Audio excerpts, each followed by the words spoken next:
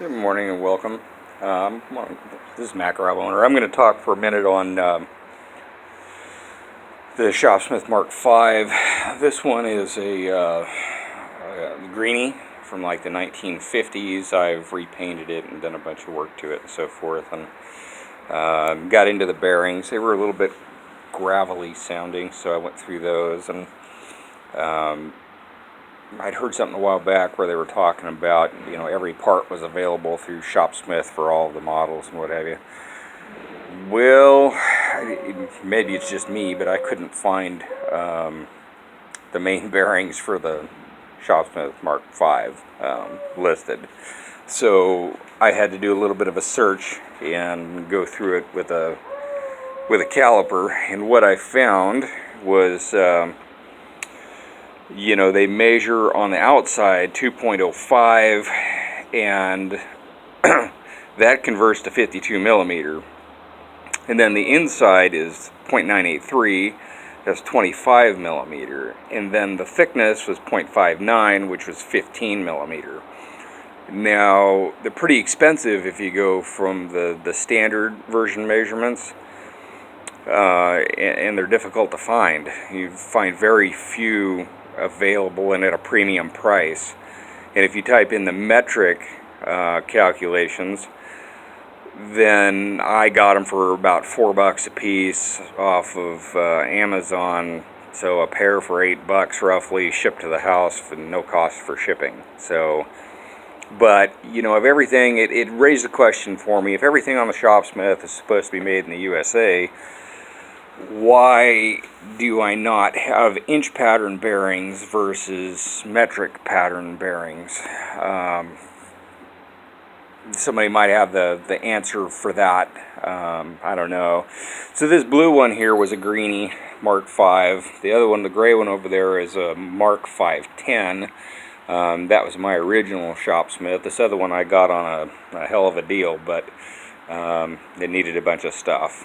So, and then I progressed over to another one where I have this green machine that I got earlier this week, and it has some differences. So we start out with the bearings of being metric on the original greenie Mark 5, and now we have this green colored Mark 5. But there's some interesting things about it. When we look at it, it's actually not a true Shopsmith. I mean, it is, but it isn't. It has Taiwanese import marks and was distributed from a company up by Seattle.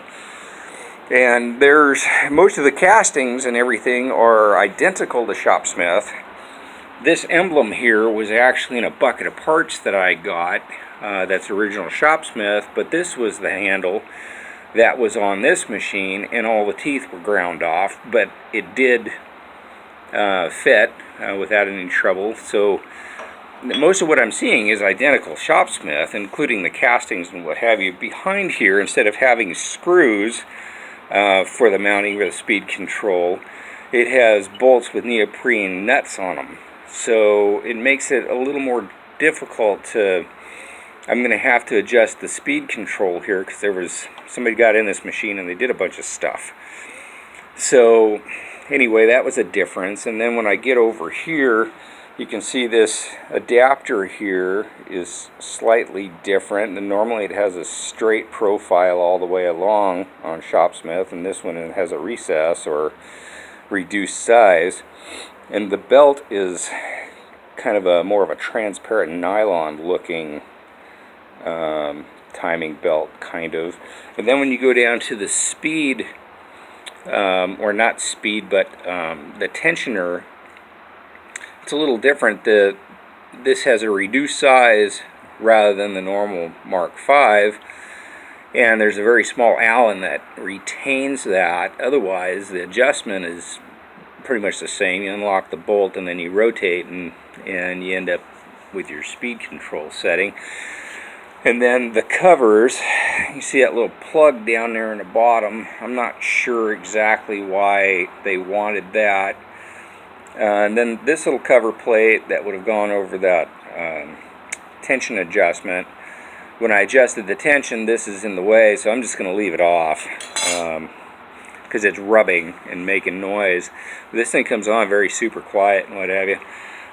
Instead of having a nut on the motor spring, it has a retaining clip, and whoever had this before me had actually taken this piece off, and they actually found this spring. It wasn't on the machine when I picked it up. It was in a, I don't know where he found it, in his shop, that kind of buried someplace, and then I had to buy a clip for 50 cents or whatever it was. But very low hour machine. But you know, it raises some questions that maybe somebody else has the answer to in the history of Shopsmith. If all the Shopsmiths are supposed to be made in the USA, my motor on this one is marked made in Taiwan. The machine itself is import marked made in Taiwan.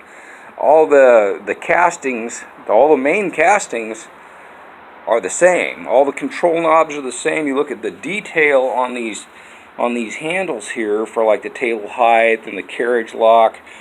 The patterns are exactly the same. It looks like they came out of the same molds.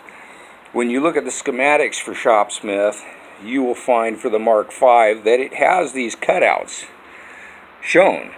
And all the part schematics show up, even with the motor with the clip, instead of the nut like on the older unit.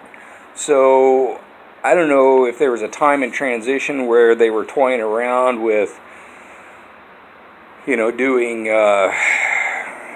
having their machine work made over in Taiwan and then brought over, but it's the only knockoff I've ever seen of this type, and it was made in 1982. There's a plate right here, and you can see manufacture date 1982 and made in Taiwan.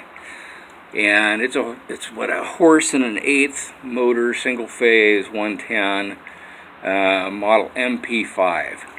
So I didn't know that there was even a knockoff of the Mark V type, but evidently yes there is. And in fact, the other guy that I got it from, he didn't know it was a knockoff. He thought it was an original Mark V as well. When you look at the mobile base is the same. I mean, I can take any one of these three units, and the casting and the parts for those mobile bases are the same, other than the oldest one has steel wheels rather than the plastic or nylon wheels. Then when you look down at the legs, this one doesn't, it's not a one-piece stamping with the rounded corners. It's actually, you got a seam here on these outside edges. So there's some minor differences. And then you look at the lock right here for the table. Its spacer is different than on the older unit, but overall it's exactly the same. And this has the two-piece or the two-bearing quill on the inside, whereas the older one has the single. If you look at the casting from the top of the machine down, it has a much thicker, more protruded casting than this older unit does. This is much smaller. And also the cutout for the speed controls, this one's rectangular, the other one is more like a T. Anyway, I thought it was interesting, but I'm going, you know, I was kind of suspecting maybe there's a fly in the ointment when I'm going, why can't I find bearings? And then it turned out that they're basically metric pattern. And then I come up with a machine that's made in Taiwan, and so I'd love to find out if anybody else knows what the history of these are and how in the world this came to be. And I'm not complaining about the machine. I got it for a hell of a value, and it's a great machine. But it raises some questions that maybe other people have answers to. Anyway, have a good day. Bye.